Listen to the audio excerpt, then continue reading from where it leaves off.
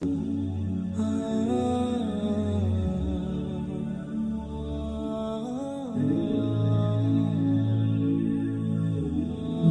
شیخ صاحب کے پاس ایک خاتون آئیں جو کہ پردہ کرتی تھی، تو انہوں نے کہا کہ جی شیخ صاحب میرا شوہر جو ہے وہ دوسری شادی کرنا چاہتا ہے، تو آپ اس کو فتویٰ دے دیں کہ وہ دوسری شادی نہیں کر سکتا۔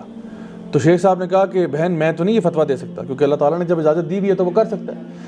تو اس نے کہا نہیں شیخ صاحب آپ فتویٰ دیں، بس مجھے نہیں پتہ آپ فتویٰ دیں۔ انہوں نے کہا بہن میں آپ کو بتا رہا ہوں، میں اس کو سمجھا سکتا ہوں کہ وہ نہ کرے، یہ اور کوئی اس کو نصیحت کی جا سکتی ہے، لیکن بہرحال فتویٰ میں نہیں دے سکتا کہ وہ نہیں کر سکتا، ایسا نہیں ہو سکتا۔ تو اس نے کہا شیخ صاحب میں آپ کو اپنی شکل دکھا نہیں سکتی، لیکن اگر آپ میری شکل دیکھ لیتے، آپ یہ کہتے کہ جو عورت اتنی خوبصورت ہے اس کے شوہر کے لیے لازم ہے کہ وہ دوسری شادی نہ کرے۔ تو شیخ صاحب نے کہا کہ بہن جو بھی ہے بہرحال میں آپ سے معذرت چاہتا ہوں، میں یہ فتویٰ نہیں دے سکتا۔ وہ عورت ناراض ہو کے چلی گئی۔ اب شیخ صاحب کہتے ہیں کہ وہ عورت جو ہے نا مجھے توحید سکھا کے چلی گئی۔ توحید کیسے؟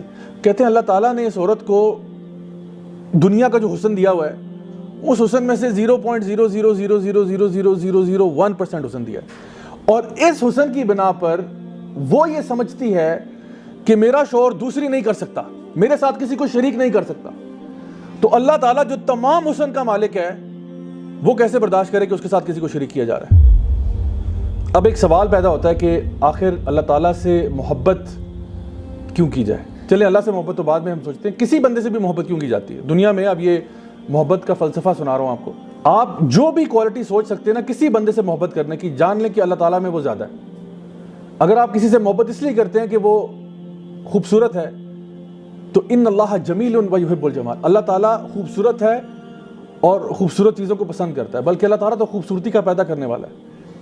اللہ سبحانہ وتعالیٰ المصور ہے، یعنی دنیا میں جو خوبصورتی اور رنگ بکھیرے ہیں اللہ نے بکھیرے، پوری کائنات میں جو رنگ بکھیرے ہیں اللہ نے بکھیرے، اور اللہ خود خوبصورت ہے۔ اور آپ کو پتہ ہے کہ جنت میں جب لوگ جائیں گے نا تو وہ اللہ تعالیٰ کا دیدار کریں گے، اور پھر اس دیدار کے بعد اس سے زیادہ کوئی چیز بھی ان کو محبوب نہیں ہوگی کہ انہوں نے اپنے رب کو دیکھ لیا۔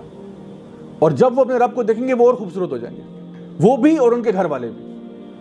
تو اگر آپ کسی سے اس لیے محبت کرتے ہیں کہ وہ خوبصورت ہے تو اللہ سے زیادہ خوبصورت تو نہیں۔ اللہ تو خوبصورتی کا پیدا کرنے والا ہے، اور جس سے آپ محبت کرتے ہیں خوبصورتی کی وجہ سے، اس کی خوبصورتی کہاں سے آئی ہے؟ بازار سے لی ہے اس نے؟ وہ اللہ کی طرف سے آئی ہے۔ تو سوچے پھر اللہ خود کیسا ہوگا؟ اگر آپ کسی سے محبت اس لیے کرتے ہیں کہ بڑا کوئی نرم دل ہے، تو اللہ تو الرحمن ہے، الرحیم ہے، الغفور ہے، الغفار ہے، سب سے زیادہ رحم کرنے والا اللہ ہے۔ اللہ تعالیٰ کی رحمت کے نا 100 حصے ہیں، اللہ تعالیٰ نے صرف ایک حصہ پوری کائنات کو دیا ہوا ہے اور 99 حصے اپنے پاس رکھے ہوئے ہیں۔ اگر ایک ماں اپنے بچے سے پیار کرتی ہے نا تو وہ اس 1% کا 0.0000001% ہوگا، کیونکہ 1% پوری کائنات میں بکھرا ہوا ہے۔ آپ کو اگر بلی کا بچہ دیکھ کے اس پہ ترس آتا ہے نا تو یہ اسی رحمت میں سے 1% ہے۔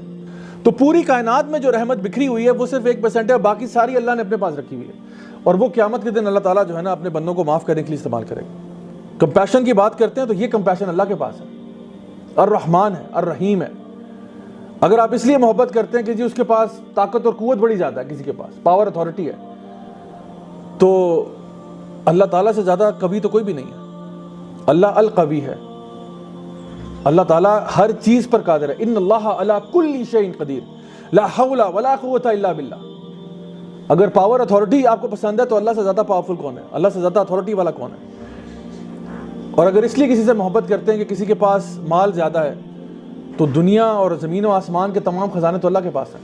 دینے والا اللہ، بنائے آپ کو اللہ، پوری کائنات کو ڈیزائن اللہ کرے، آپ کے پاس جو نعمت ہے وہ اللہ کی طرف سے ہے، اور پھر انسان اللہ کو چھوڑ کے غیر اللہ کی طرف چلا جائے، اللہ تعالیٰ کیسے برداشت کرے گا؟